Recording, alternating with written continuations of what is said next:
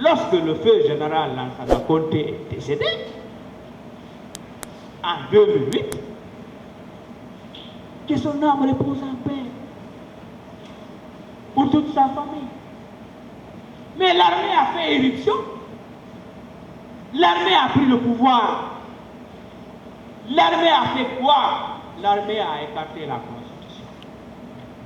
Ils ont créé un organe que je mets entre guillemets, qu'ils ont appelé CNDD. Je n'ai pas besoin d'entrer dans ces petits détails. Les accusés, le commandant Toumba et autres, ils ont bien expliqué comment ils ont pris le pouvoir en 2008. Ils sont même fiers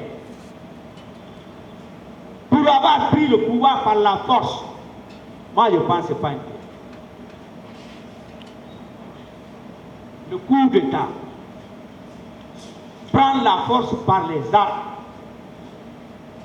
déranger l'ordre constitutionnel, c'est réprimer.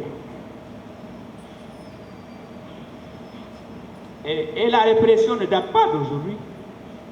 La répression, c'est depuis le code pénal de 1965. Que moi j'appelle le code rouge. Autant de Sékou Touré, le code rouge, il est très petit. La répression est contenue dans le code pénal de 1998. La répression des coups d'État, elle est contenue dans le code pénal du 26 octobre 2016.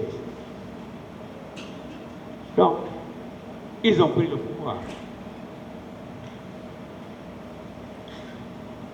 Ils nous ont fait servir des discours.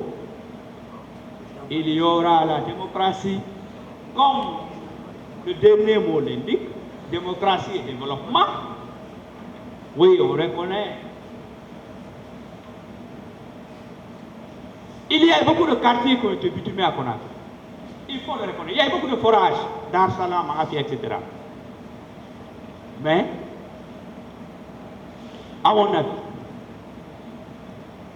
la gestion d'un État, il y a trois questions.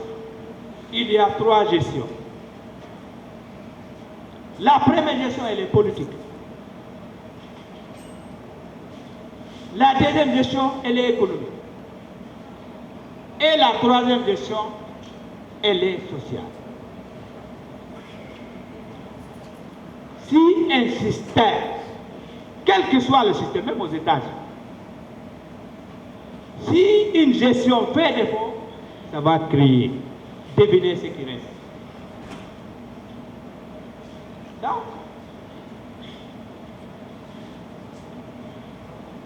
pendant quelques mois, le CNDD a promis de rendre le pouvoir, faire des élections, pardon, etc. Mais, on connaît les discours, je n'ai pas besoin de rappeler ça ici. Les partis politiques, la société civile, ont vu au CNDD, c'est des gens qui veulent organiser des élections et être au pouvoir.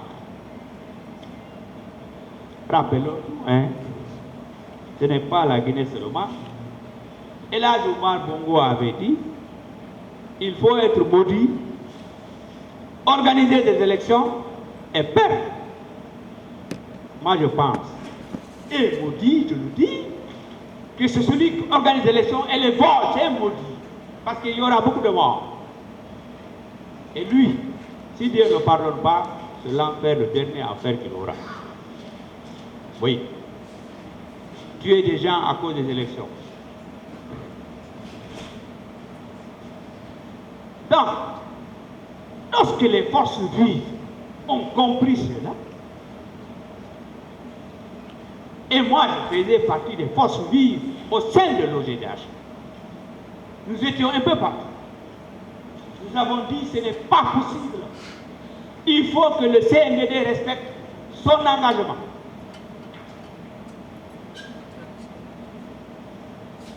Ce qui a fait que, sans entrer dans les petits détails, les forces vives ont décidé qu'il faut exprimer notre désaccord à la candidature du chef de l'État d'alors, à qui je dois adresser. C'est tout à fait normal, c'est les règles de la vie. Et que les forces vives ont décidé qu'il faut organiser un meeting au stade du 28 septembre. Là, il y a eu des désaccords, il y a eu des bisbilles, on téléphone au président Sidi à la nuit, etc. À travers le téléphone de M. Tikou Camara, un témoin qui est venu ici.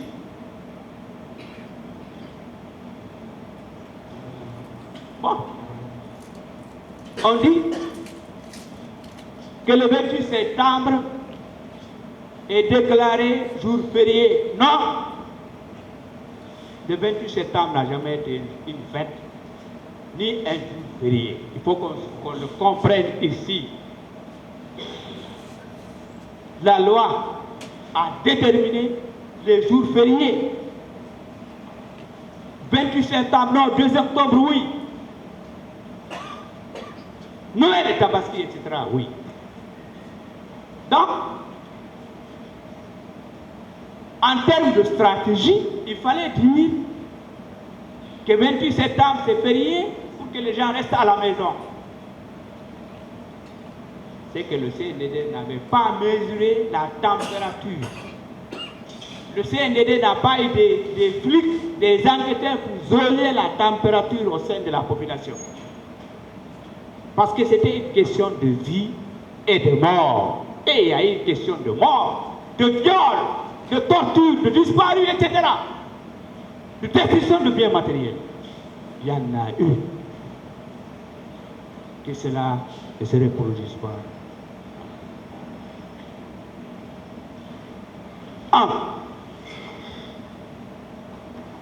Sans revenir sur tout, chacun sait ce qui s'est passé.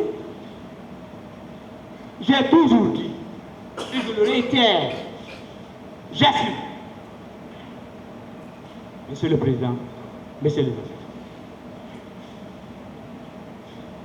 que l'affaire du 28 septembre, c'est l'affaire la plus claire. C'est différent des faux ou vrais complots, autant de faits à Mercé Touré. Mais l'affaire du 28 septembre, les événements de janvier et février 2007, les bacheliers de 2006, c'est des affaires claires. La question que moi je me pose, où sont les autres disparus? C'est cette question qui n'est pas claire. Même si le professeur Hassan Ban nous a dit qu'il y a environ 25 corps au cimetière des familles. Oui. Une autre question fondamentale, et j'insiste, et je la pose. Est-ce que tout ce qui s'est passé